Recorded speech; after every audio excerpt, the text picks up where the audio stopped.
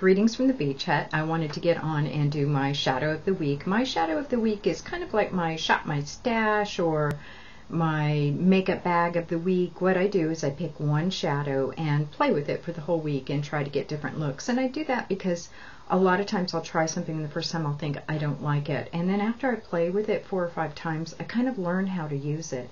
And so that's what I'll be doing. This week's shadow of the week is from Raving Beauty. It's one of the little sample bags I got, and it's a color called Pale Apricot. It's a very different color for me. I tend to really love color, and I gravitate towards color. And this is less of a color and more almost of a finish. You can see it is a really pale apricot. It's a gold, high gold sheen. It is safe for all uses, so I will be able to use it on my lips as well as my eyes, possibly as a highlight. Let me tell you what they say about it. Pale apricot, light colored, nearly neutral toned, warm orange with golden highlights. The ingredients: titanium dioxide, mica, iron oxide, carmine. Yeah, for those of you who watch Carmine, this isn't a good product for you. The other thing I am going to be working with as a shadow of the week is my Nude palette, which I have barely touched. I have, not surprisingly, already dug into the Snobby, which is the one kind of color in here. It's a yellow color. That's the palette I'm going to challenge myself to keep going back to and working into, and I'm really going to try not to go into my other things. I'm going to give my color tattoos a rest, give everything else a rest, and really just try Nude and the Raving Beauty Pale Apricot. Except I have one more challenge. It has occurred to me that I wear a lot of pink, especially when it comes to blush, and so this week I am going to be working on blushes, really challenging myself to move into the orange brown kinds of color family. I have a bunch of blush. I didn't realize quite how much I had until my friend came over and we did a pigment party, and I shared a bunch of the pigments I had with her, and holy cow, yeah, there's a lot of them. I am going to take out Raja. Now Raja was pretty intense for me. This was the color from Veggie Beauty's Pumpkin and Poppy. Whoa! And I'm going to try a couple of things with Raja. I tried applying it very lightly, and that works. So I know I can use it just done ever so gingerly. But I think I might try mixing this. I just want to play around a little bit with Raja. I have also taken out the color by Bare Essentials or Bare Minerals. I never know what they're calling themselves. There is Soft Focus Romance right there. Let me swatch Raja for you. Is Raja, that is the Soft Focus Romance. So those are 2 of the colors, but wait, there's more. Here is another. This one goes more towards almost the pinky brown, so yeah, I'm taking that one out. That is Premier, but I think that's cheating. That's not doing my purpose of the week. So Premier just went back into the box just now, just while I was talking to you. Here's another. It is a Bare Minerals color called Hush Hush. That almost has a bit of a pinkyish, looks like it's orange. Huh. Yeah, pinky. That's got to go too. As Josh Collier would say, whatever. I feel kind of silly saying that though, because I'm 53.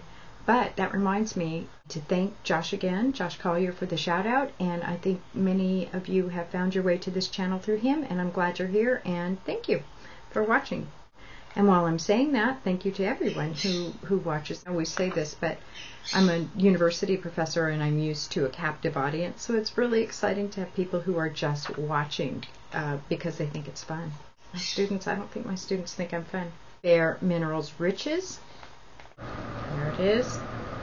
And that is kind of plummy pinky on. So a lot of these blushes that I thought were kind of orangey towards the, that kind of color, really aren't. They're more of the pinky browns, which is generally more inside my comfort zone. So really just 2 that I've identified so far of all the ones I picked.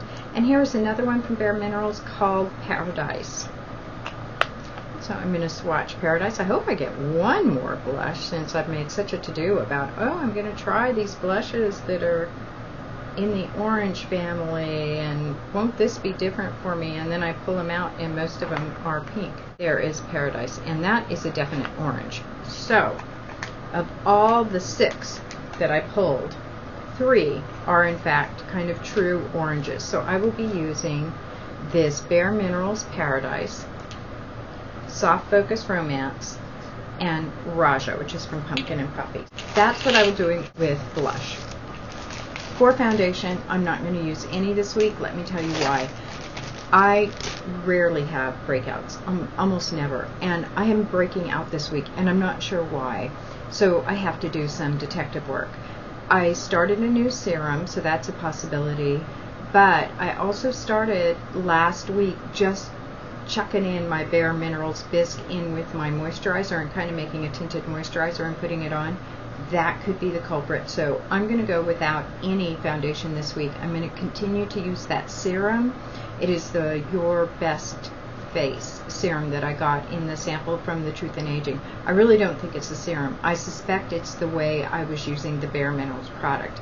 The other thing it could be is I've started swimming, so I'm in chlorine a lot, and I know a bunch of you are thinking, chlorine, that should dry things out, so wouldn't that help with something like breakouts? But in my case, no, because I have such dry skin that if the chlorine's drying me out too much, maybe I'm having a little bit of a response to that, and my body is trying to muster an oil gland. Not that it has any, but it is trying really hard to find an oil gland.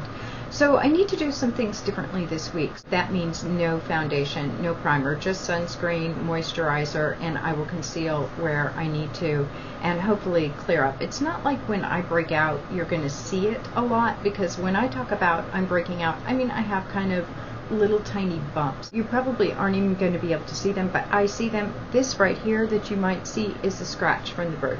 I got kind of a bird kiss that was maybe a little over aggressive. So that's what I will be doing in terms of foundation, which is to say nothing. For contour this week, I think since I'm working with these peachy, apricot-y, browns, orange kind of palette, I'm going to go ahead and mix some more Bare Essentials Warmth mixed with Bisque, since that has that kind of orange undertone to it. For concealer, I'm going to use Tarte's The Eraser under the eyes, and I will use the Laura Geller Real Deal Concealer, and that will be my product for the week that has phenoxyethanol or paraben. I usually try to put it together so that at the most I'm using 1 or 2 toxic products, and that's because I'm trying to get those out of my inventory so I can move the natural stuff in. I will use Tarte's The Eraser, as I always do, because I like the long-term benefits of this. This is a green dot product for me. It has no parabens, it has no phenoxyethanol. You cannot say that about all Tarte products. Tarte, for example, had a special value from QVC, and I looked at it, but it had a lot of phenoxyethanol, so I skipped.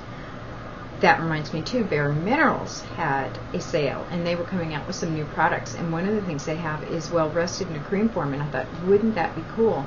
But I looked at it, that has phenoxyethanol. So the new Bare Minerals products are increasingly starting to have preservatives in them, probably because of the buyout with Shiseido, although I don't know, they might have been going that direction anyway.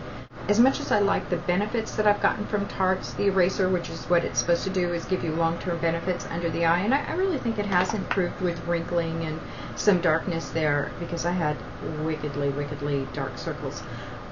I need to get rid of my Laura Geller, the Real Deal Concealer. This either has parabens or phenoxyethanol. This is a product that's far too dry for me in the winter. It is working fantastically well for the summer, but it's a toxic little puppy, so I will use this and that will be the end of it. It is going to take me forever. See the size of this little tiny thing?